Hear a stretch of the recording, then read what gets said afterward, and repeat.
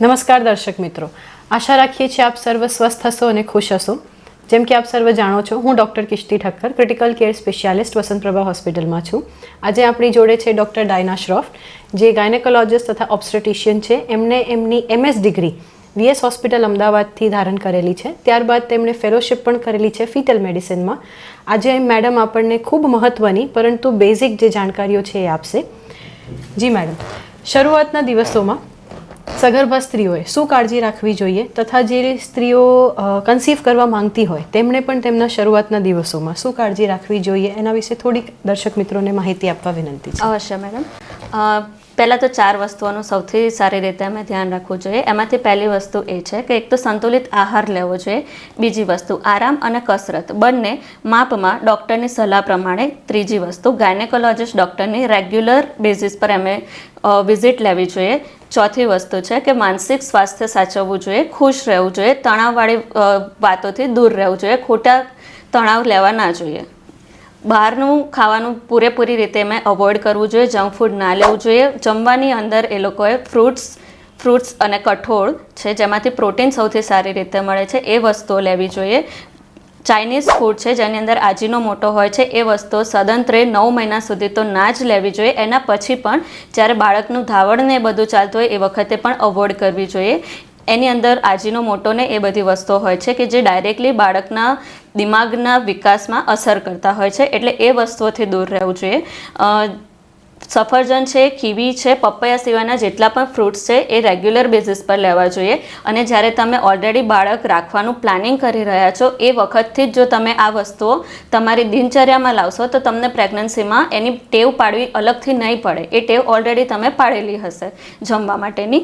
પછી આરામ છે તો શરૂઆતના જે મહિનાઓ છે, પહેલાં જે 3 મહિના કહેવાતા હોય છે એ 3 મહિના સુધી ભારે વજન ના ઊંચકવું જોઈએ. 2 માણસોએ ભેગા પણ ના થવું જોઈએ એ વખતે. અને જે લાંબો સમય ઊભા રહેવાવાળું કામ છે કે લાંબો સમય બેસી રહેવાવાળું કામ છે એ અવોઇડ કરવું જોઈએ. એ વખતે એવું નથી કે સાવ જ બેડ રેસ્ટ પર જતા રહેવાનું કે કશું જ કામ ના કરવાનું. ના, રેગ્યુલર બેઝિસ પર થોડું ઘણું કામ કરતા રહેવું જોઈએ. અમુક એક્સરસાઇઝ છે, કસરત છે એ પણ કરવી જોઈએ. પણ એ બધી વસ્તુ પેશન્ટ ટુ પેશન્ટ દરેક અલગ અલગ સગર્ભા સ્ત્રીઓમાં અલગ અલગ રીતે હોય તો એ તમારા ડૉક્ટરની સલાહ મુજબ તમારે કરવું જોઈએ. ઘણાની અંદર સોનોગ્રાફીમાં ખબર પડે કે ના આ હાઈ રિસ્ક પ્રેગ્નન્સી છે, નોર્મલ નથી, તો એમાં ડૉક્ટર કે એ પ્રમાણે તમારે આરામ કરવાનો અને એ પ્રમાણેની કસરતો કરવાની. એ અલગ અલગ હોય છે. પછી માનસિક તણાવ નથી લેવાનો, કેમ કે જેટલો તમે માનસિક તણાવ લેશો તમારા સ્ટ્રેસ હોર્મોન એટલા રિલીઝ થશે. જેટલા સ્ટ્રેસ હોર્મોન રિલીઝ થશે એનો બાળકના વિકાસ પર અસર પડશે. ક્યારેક પહેલાં 3 મહિનામાં તમે ઘણા સ્ટ્રેસમાં હશો તો એ તમારું સ્ટ્રેસ લેવલનું કારણ પણ અબોર્શનનું એક કારણ હોઈ શકે છે. તો બને ત્યાં સુધી એનાથી દૂર રહેવું. પછી ડૉક્ટરની રેગ્યુલર વિઝિટ લેવી જોઈએ. મિનિમમ 4 વિઝિટ તો કમ્પલસરી બેસિસ પર લેવી જોઈએ. અને જે ધનુરની રસી કહીએ છીએ, ટીટેનસ ટોક્સોઇડ કહેવાય છે અમારી ભાષામાં, એના ઇન્જેક્શન લેવા જોઈએ રેગ્યુલર બેસિસ પર. પછી જે સોનોગ્રાફી છે જે લોકો કરાવતા નથી, ડાયરેક્ટ 9મા મહિને આવે છે, પૂરા મહિના થઈ ગયા હોય એ વખતે, એ બહુ ખોટી વસ્તુ છે. મિનિમમ 4 સોનોગ્રાફી કરાવવાની હોય છે.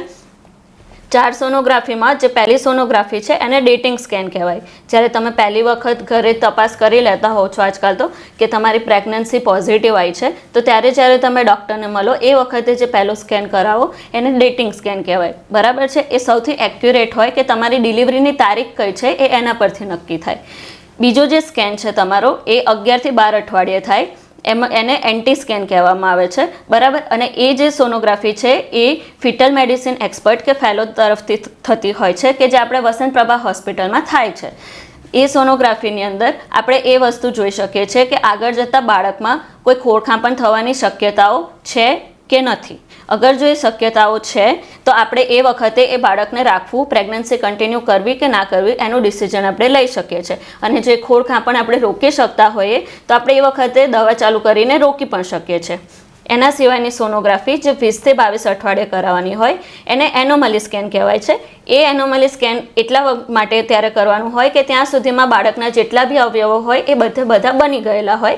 તો સ્ટ્રક્ચરલી બાળક પૂરેપૂરું બરાબર છે કે નહીં એ વખતે આપણે જોઈ શકીએ છીએ. અને ચોથી જે સોનોગ્રાફી છે એ આપણે ગ્રોથ સ્કેન કહીએ છીએ કે જે પૂરા મહિને કરવાની હોય છે કે જેની અંદર બાળકનો વિકાસ છે એ જાણી શકાય છે. એની આજુબાજુનું પાણી, બાળકને મળતું લોહી, એ બધું આપણે એ વખતની સોનોગ્રાફીમાં જાણી શકીએ છીએ. ખૂબ ખૂબ આભાર મેડમ, તમે ખૂબ જ ટૂંક સમયમાં અતિ સુંદર માહિતી અમને આપી છે. આમ સગર્ભા સ્ત્રીઓએ કન્સીવ કરતાં પહેલાં તથા શરૂઆતના મહિનોમાં અને પછી પણ શું શું કાળજી રાખવી જોઈએ બધી જ મેડમે ખૂબ મહત્વ રીતે આપણને જાણકારી આપી છે.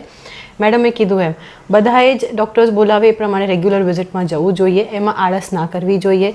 વાર તહેવાર હોય કે ગમે તે સમય હોય બધા જ ડૉક્ટર્સ અવેલેબલ હોતા હોય છે અને વસંતપ્રભા હોસ્પિટલ પણ 365 દિવસ 24 કલાક તમારી સેવા માટે ઉપલબ્ધ છે. પછી જઈશું, મોડા જઈશું, રાત થઈ ગઈ છે, તહેવાર છે, એ બધા બહાના ન કાઢીને જે રેગ્યુલર વિઝિટ 4 છે મેડમે કીધી એ પ્રમાણે રેગ્યુલર વિઝિટ કરીને રેગ્યુલર મેડિકેશન્સ લેતા રહેવું જોઈએ. આપણે બધા જ આ સાંભળીએ, સમજીએ તથા આપણા નજીકના લોકોને આ શેર કરીએ જેથી તે પણ આનો લાભ ઉઠાઈ શકે. અને બીજો કોઈ પણ પ્રશ્ન હોય ત્યારે ગમે ત્યારે અમને નિસંકોચાઈને રૂબરૂ મળી શકો છો. અમે બધાના જવાબ આપવા માટે ખુશી ખુશી હાજર છીએ. સ્વસ્થ રહો, ખુશ રહો. ફરી મળીશું આવા કોઈ નવા ટોપિક સાથે. આભાર.